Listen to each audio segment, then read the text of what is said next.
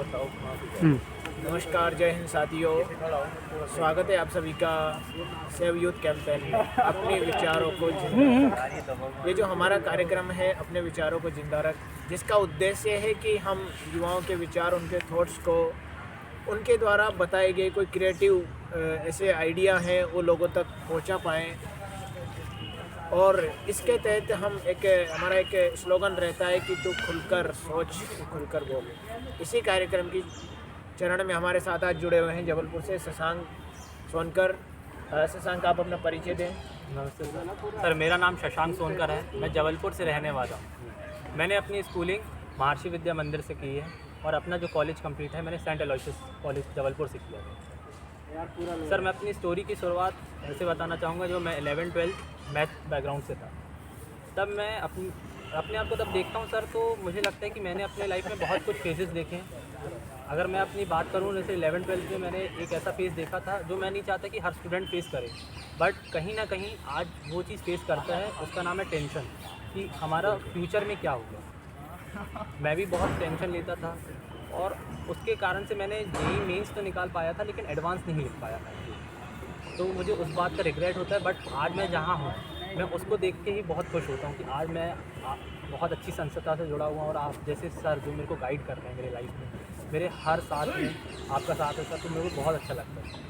बिल्कुल संग, ये एक यूथ को सबसे मेन जो चीज़ है वो फेस करनी रहती है, वो रहता है कि स्ट्रेस। Yes sir. अब आपने बताया कि आपने अपनी लाइफ में कई सारे ऐसे फेसेस किए हैं, बहुत सारी ऐसे, तो ऐसे में आपने उभर कर वहाँ से आए। Yes sir. और उभर कर आए और फिर वापस कम बैक करना कई सारे फेलियर से, वो कितना स्ट्रगल भरा रहा होगा।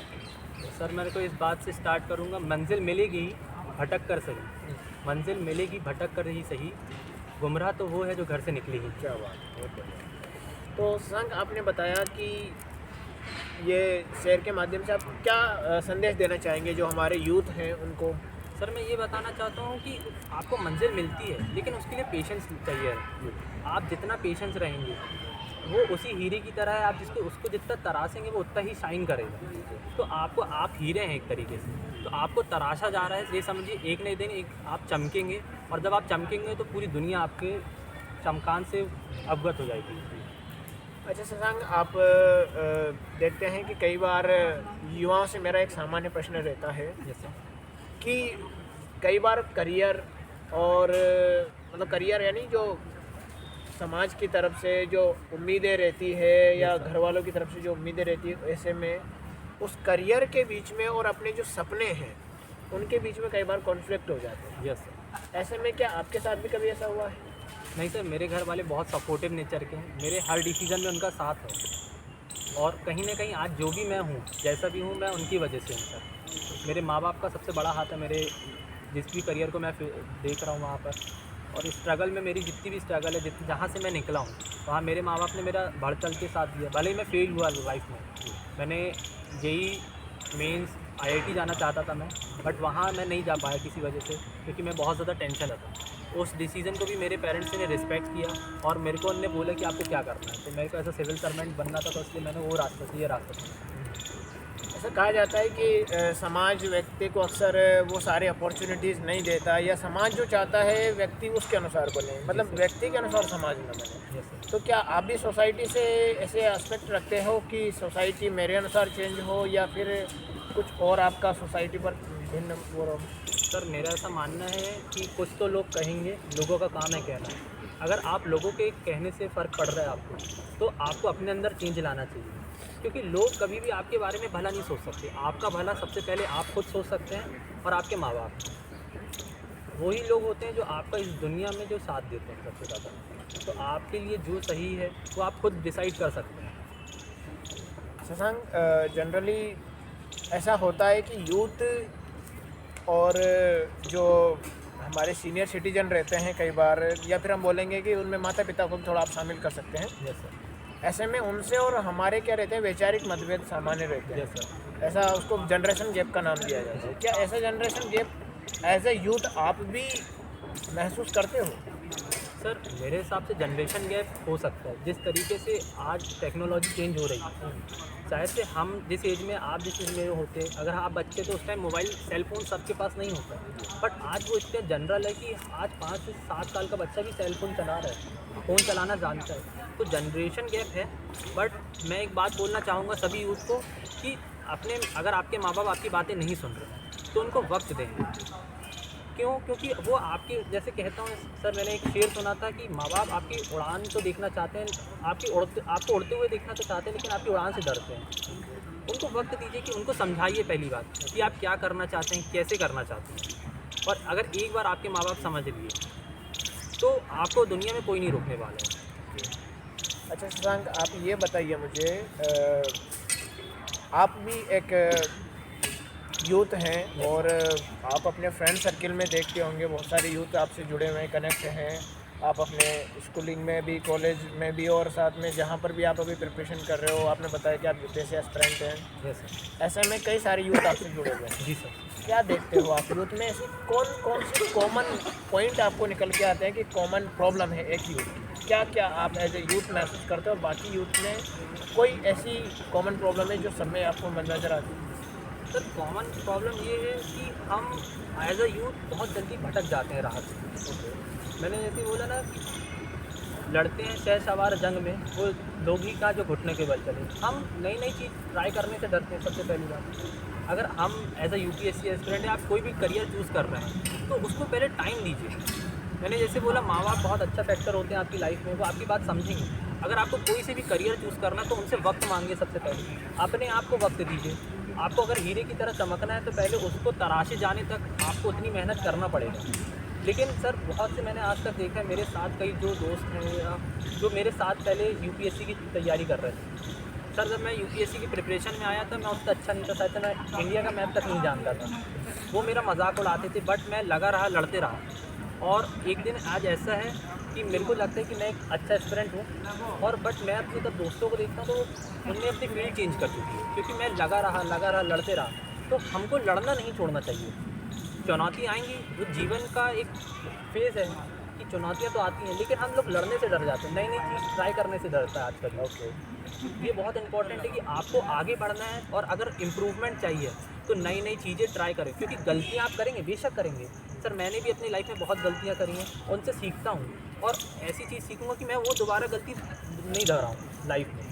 नई गलतियाँ बेशक करता हूँ मैं अपनी लाइफ में, और बट उससे ये सीख लेता हूँ कि अब मुझे ये गलती नहीं करना, आगे मैं नई चीज़ करूँगा। उससे मेरे को एक तो मेरा नॉलेज बढ़ रहा है और मेरे को आगे कैसे जाना है और मेरे को नए नए तरीके पता चलते हैं सक्सेस होने के। मतलब आप ये कहना चाह रहे हो, जैसे हमारे इस कार्यक्रम का एक मोटिव ये भी है कि तू खुलकर सोच, तू खुलकर बोल। Yes sir. कई बार यूथ अपनी बातों को ही नहीं रख पाता है, यस सर। एक्सप्रेस ही नहीं कर पाता है, या हम बोलेंगे कि वो एक्सप्रेस करना चाहता है तो उसको एक प्लेटफॉर्म नहीं मिल पाता है। तो क्या आपने भी कभी ऐसा महसूस किया है कि आपके विचार सोसाइटी के द्वारा, या बोलेंगे कि लोगों के द्वारा, उस एटमॉस्फेयर के द्वारा दबा दिए गए हो, आप कुछ करना चाहते हो और आपको घुटन सी महसूस हो? सर मुझे लगता है कि अगर मैंने को ऐसा फील होता था सर पहले कि सोसाइटी गलत है, बट मैंने फिर एक महान इंसान की बात सुनी, अगर आप सोसाइटी को चेंज करने जाओगे तो आप कुछ नहीं कर पाओगे। सबसे पहले आपको खुद चेंज होना पड़ेगा। ज़िंदगी में अगर आपको सोसाइटी में बदलाव लाना चाहिए तो आप पहले खुद के अंदर लाइए, क्योंकि अगर आप चेंज हो गए ना तो आपके कारण से आपका घर, समाज चेंज होगा। तो अगर आप आगे बढ़ रहे हो तो आपको देख के 2 लोग और आगे बढ़ेंगे, उनको देख के 2 और आगे बढ़ेंगे, तो ऐसी ये चेन रिएक्शन बनते जाएगी। पहले हम दूसरों हम सर मैंने बहुत से लोगों को सुना है कि सोसाइटी गलत है, सोसाइटी ने हमको आगे नहीं बढ़ने दिया, सोसाइटी के कारण से हमने ये नहीं कर पाया, ये वो नहीं कर पाया। बट मैंने ये पूछा कि आपके पर क्या था? सर अगर मैं फ्रीडम स्ट्रगल के देखूँ तो किसके पास अपॉर्चुनिटीज़ नहीं थी? महात्मा गांधी के पास थी क्या? बट उनने खुद बनाई। जब तक आप अपने लिए रिस्पेक्ट नहीं जनरेट कर पाएंगे, आप अपने काम के प्रति मतलब आप उसके प्रति अगर बिल्कुल जागरूक नहीं होंगे, अगर आपकी इतनी ज़्यादा, अगर आपको उसमें अगर आप मतलब कड़ा परिश्रम लगता है, क्योंकि किसी भी चीज़ को पाने के लिए कड़ा परिश्रम लगेगा, अगर वो है आपके अंदर तो आप सोसाइटी के आप सब कुछ चेंज कर सकते हैं।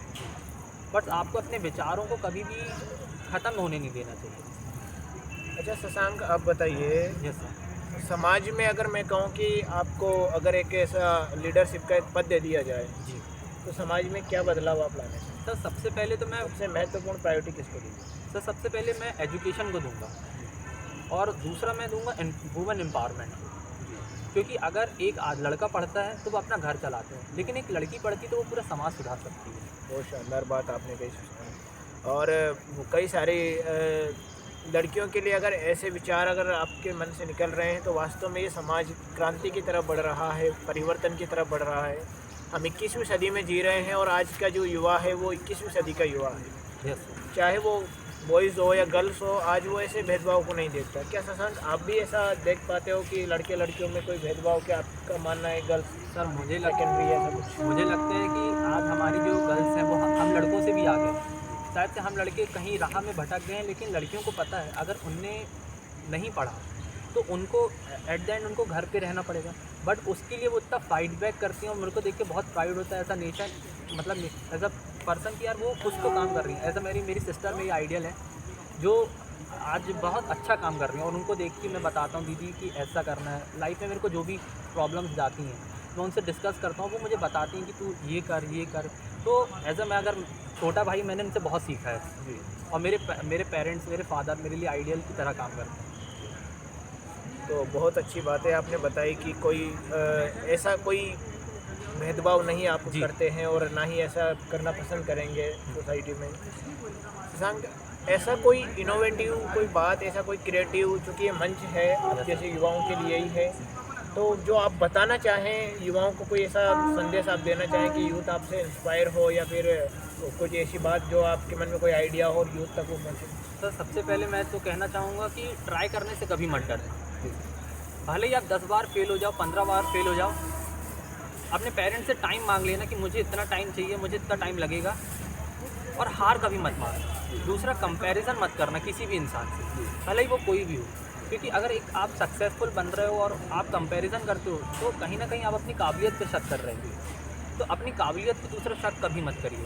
हमेशा हर इंसान यूनिक होता है, मैंने अपने सर से सुना है, तो आप अपनी यूनिकनेस नहीं छोड़िए कभी भी। बहुत अच्छी बात शशांक आपने बताई और मुझे भी काफ़ी कुछ सीखने को मिला आपके, और उम्मीद है कि आपके माध्यम से युवाओं भी काफ़ी सीखने को मिला होगा।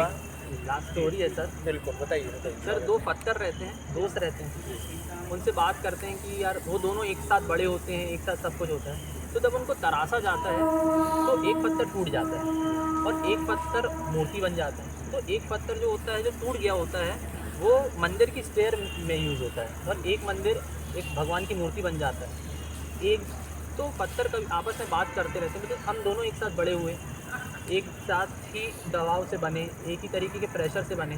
फिर ऐसा क्यों कि लोग मेरे पे पैर चप्पल पहन के चढ़ रहे हैं और जब फिर से मिलने आ रहे हैं तो चप्पल उतार के बाहर आ रहे हैं। तो दूसरा पत्थर रहता है जो भगवान का रूप ले चुका होता है, उसने ये कहा कि देख हम दोनों भले ही एक साथ बड़े, हमने एक साथ प्रेशर झेला, लेकिन जब हमको तराशा जा रहा था उस टाइम मैंने प्रेशर झेल चुका था और तू उस प्रेशर से टूट गया था। तो हमको इस स्टोरी से ये सीख मिलती है कि जब भी प्रेशर आए लाइफ में तो टूटना नहीं है। बेशक कंडीशंस हमारे पक्ष में नहीं होंगी, लेकिन हमको उनसे लड़ते रहना है, हमको उससे फाइट करके आगे निकलना है किसी भी तरीके से। तो हमको ये चीज़ सोच लेना है कि हमको कभी डिप्रेशन पे नहीं आना। अगर आता भी है तो हमको अपने घर वालों, अपने दोस्त, अपने टीचर, हमको सबसे बात करनी है। बहुत अच्छी बात शशांक आपने बताई है, और उम्मीद है कि युवा इससे इंस्पायर होंगे बाकी, और लोग भी आपके जूनियर भी इसको देखेंगे तो वो भी इंस्पायर होंगे। बहुत अच्छा लगा शशांक आपसे मिलकर के, और उम्मीद है कि आप जो भी अपने जीवन में पाना चाहते हैं ऐसी हम शुभकामनाएं आपको देते हैं कि आपको वो सारी प्राप्त हो, सफलता के नए प्रतिमान आप गढ़े और इस समाज को, इस राष्ट्र को आप अपना योगदान दे सके। इसी उम्मीदों के साथ बहुत बहुत थैंक यू सर।